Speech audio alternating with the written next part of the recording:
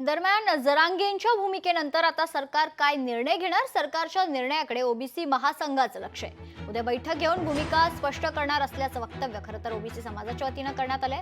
सरकारनं दबावात भूमिका घेतली तर ओबीसी समाज रस्त्यावर उतरणार असं वक्तव्य बबनराव तायवाडे यांनी केलंय।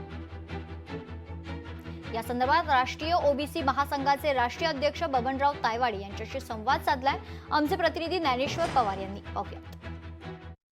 मुंबईतील मनोज जरांगे पाटलांच्या आंदोलनाला कोर्टाने जे आहे ते नकार दिल्यानंतर पुन्हा मनोज जरांगे पाटील आपल्या आंदोलनावरती ठाम आहे। आत्ताच त्यांनी पत्रकार परिषद घेत आपली भूमिका स्पष्ट केली आहे। मात्र यावरच राष्ट्रीय ओबीसी महासंघाची नेमकी काय भूमिका आहे जाणून घेण्यासाठी आपल्यासोबत स्वतः राष्ट्रीय ओबीसी महासंघाचे राष्ट्रीय अध्यक्ष डॉक्टर बबनराव तायवाडे सर आहेत।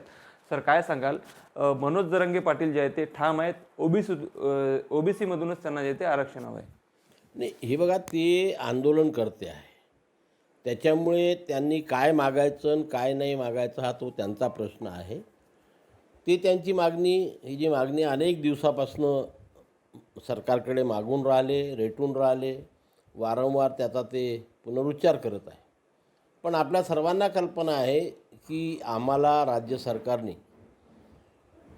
आश्वासित केलेलं आहे, लिहून दिलेलं आहे की आम्ही कुठल्याही परिस्थितीमध्ये ओबीसीच्या आरक्षणाला धक्का लावणार नाही, ओबीसीमधून आरक्षण देणार नाही आणि सरसकट कुणब्यांची प्रमाणपत्रंसुद्धा देणार नाही। आज दिवसभराच्या गतिविधीवर आम्ही पुन्हा लक्ष केंद्रित करून आहोत आणि याच्यावर पुढची दिशा ठरविण्याकरता उद्या आम्ही आमच्या संघटनेच्या सर्व पदाधिकाऱ्यांची आणि हितचिंतकाची बैठक आयोजित करू आणि त्या बैठकीमध्ये पुढची दिशा आम्ही ठरवणार आहोत की आपल्याला आंदोलन करायची गरज आहे का। आम्ही दररोज वॉच ठेवून राहू, लक्ष ठेवून राहू की आपल्यावरती कुठंतरी घात होतो आहे का आपल्याशी।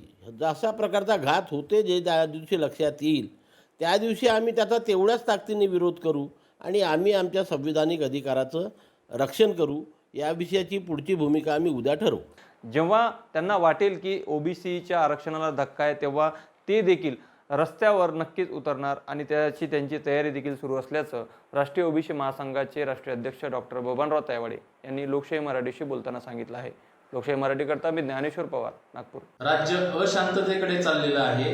राज्यात सामाजिक सलोखा बिघडत चाललेला आहे, गावगाडा बिघडत चाललेला आहे। गावगाड्यातली गुण्यागोविंदांनी नांदणारी लोक आरक्षणाच्या मुद्द्यांवरून एकमेकांचे शत्रू बनत चाललेले आहेत आणि तिकडं राजकीय स्वार्थासाठी किंवा अनेक कसल्या स्वार्थासाठी ओबीसीचे नेते, मराठा नेते एकमेकांना अतिशय पाण्यात बघत आहेत। हा जर वाद थांबवायचा असेल तर ओबीसीमध्ये उपवर्गीकरण हाच एक पर्याय आहे। मराठा समाजाला 12 बलुतेदारांना तसेच उर्वरित ओबीसींना देखील न्याय द्यावा अशा प्रकारची मी भूमिका मांडतो। लोकशाही मराठी ऐका, पहा, जागरूक रहा।